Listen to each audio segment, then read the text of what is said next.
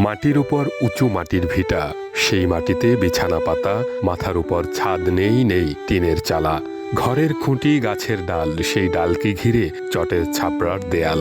এমন এক ঘরের বাসিন্দা বৃদ্ধা খাদিজা। মেঝেতে এক পাশে ঘুমান খাদিজা, অপর পাশে তার ছাগল। প্রখর রোদ, তুমুল বৃষ্টি বা প্রবল ঝড় অথবা হাড় কাঁপানো শীতে এই ঘরেই বসত করেন তিনি। একসময় সংসার ছিল। বিয়ের মাত্র 1 বছর যেতে না যেতেই স্বামী মারা যান দুর্ঘটনায়। তখন 3 মাসের অন্তঃসত্ত্বা তিনি। সন্তান জন্ম নিলেও ভাগ্যের নির্মম পরিহাস। 7 বছর বয়সেই চলে যায় সেই ছেলেও।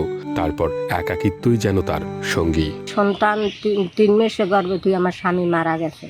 স্বামী মারা যাওয়ার পরে আমি পোলার দিকে চাই, আমি মানুষের কাজকর্ম করে খাইছি, কি চাইয়ে চিন্তাও খাইছি।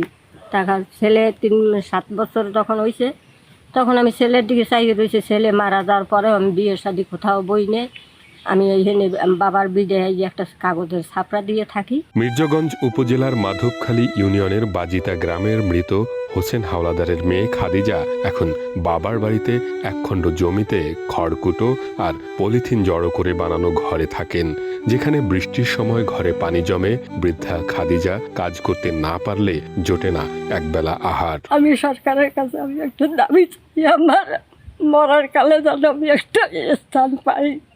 আমার কোনো স্থান নাই, আমার কেউ ছায়া দেবে এমন বান্ধব কেউ নাই। সরকারিভাবে একটা ঘর অথবা কোনো ভাতা পেলে শেষ বয়সটা একটু শান্তিতে কাটাতে পারতেন খাদিজা, এমনটাই বলছিলেন স্থানীয় ইউপি সদস্য। পলিথিন দিয়া চালের উপরে তারপরে জীবনযাপন করতেছে। ওনার কোনো সন্তান নাই এবং স্বামীও মারা গেছে কিছুদিন আগে। তো ওনার জীবনযাপন করতে খুব কষ্ট, খাওয়া দাওয়া করতে খুব কষ্ট। তাই কর্তৃপক্ষের কাছে অনুরোধ করছি যাতে ওনাকে সরকারি কোনো সহায়তা প্রদান করেন। যেখানে সবার শেষ বয়সটা কাটে সন্তান সন্ততি আর নাতি নাতনির হাসি আনন্দে, সেখানে খাদিজার শেষ বয়স কাটছে ক্ষুধা, দুঃখ আর একাকিত্বে। আশ্রয়ের নিরাপদ ছাদই এখন তার একমাত্র চাওয়া।